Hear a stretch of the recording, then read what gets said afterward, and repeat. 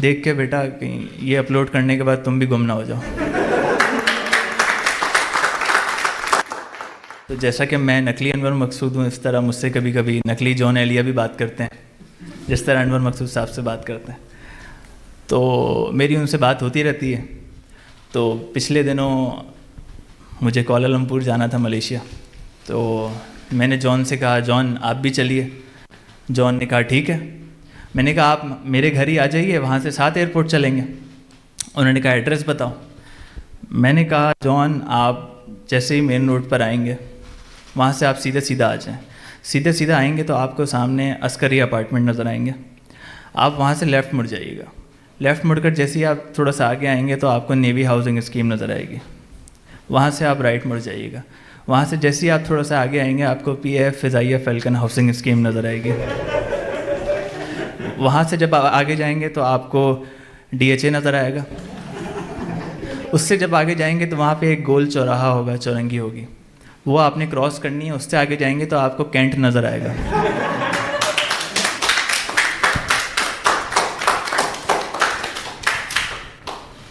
तो खैर हम लोग जब वहाँ से एयरपोर्ट पहुँचे तो जॉन मुझसे कहते हैं, जानी हमारे पाकिस्तानी एयरपोर्ट्स में एक ख़ास बात है जो दूसरे किसी एयरपोर्ट्स में नहीं है।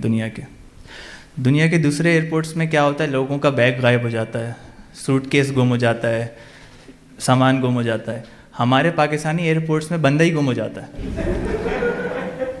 पिछले दिनों हमारे एक मशहूर जर्नलिस्ट दुबई जाने के लिए एयरपोर्ट आए थे, वो अपने साजो सामान समेत गायब हो गए और आज 40 दिन होने को आए, उनको कुछ पता नहीं है। तो ये खसूसियत सिर्फ हमारे एयरपोर्ट्स में ही है, बंदा गुम होने वाली खसूसियत। दूसरे एयरपोर्ट्स में सामान गुम होता है, हमारे एयरपोर्ट्स में बंदा गुम हो जाता है। तो जॉन ने कहा कि देख के बेटा कहीं ये अपलोड करने के बाद तुम भी गुम ना हो जाओ।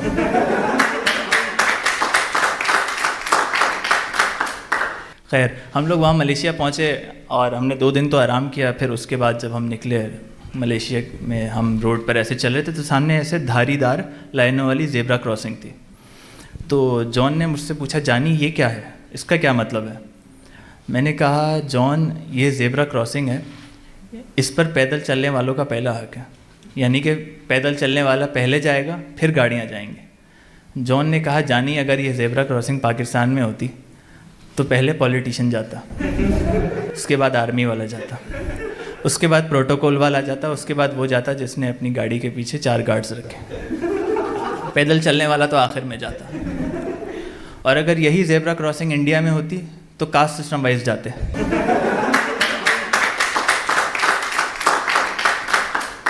हमने जैसी रोड क्रॉस किया तो सामने से ही एक ब्लैक वीगो आती हुई नज़र आई, काली वीगो। उसे देखकर जॉन मेरे पीछे दुबक के छुप गए। मैंने कहा जॉन आप क्यों छुप रहे हैं, आप तो वैसे ही नज़र नहीं आते, मरे हुए लोग कहाँ नज़र आते हैं। और दूसरा ये पाकिस्तान नहीं, ये मलेशिया है। अच्छा, फिर वहाँ से हम लोग 20 दिन को ही रुके और फिर जब हम फ़्लाइट में बैठकर वापसी आने लगे तो जॉन ने कहा कि जानी तुमने मुताला पाकिस्तान के बच्चों की बुक पढ़ी है, पाकिस्तान स्टडीज़ की, उसमें आधा सच दिखाया गया है। मैंने कहा जॉन आपने बिल्कुल मेरे मुंह की बात छीन ली। उसमें ये लिखा है कि 1965 की वॉर में पाकिस्तान ने इंडिया को बुरी तरह से हराया। ये नहीं लिखा कि बाद में ताशकंद में क्या हुआ। 65 की वॉर में हमने इंडिया को बुरी तरह से हराया, 71 की वॉर में हमने इंडिया को बुरी तरह से हराया, सियाचिन में हराया, कारगिल में हराया। और मैं यकीन से बात लिख सकता हूँ कि अगर 2007 का T20 world cup final live telecast ना होता तो उस किताब में ये लिखा होता कि 2007 का T20 वर्ल्ड कप पाकिस्तान ने इंडिया से जीत लिया है।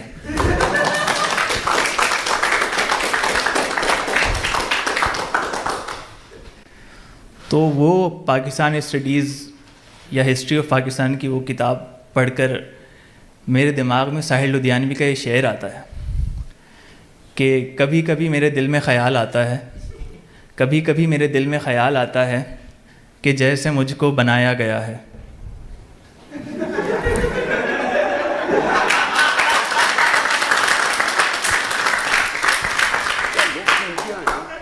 क्या लोगों में अकल नहीं है? क्या लोग बेवकूफ़ हैं कि जिधर आप लगाएंगे उधर लग जाएंगे?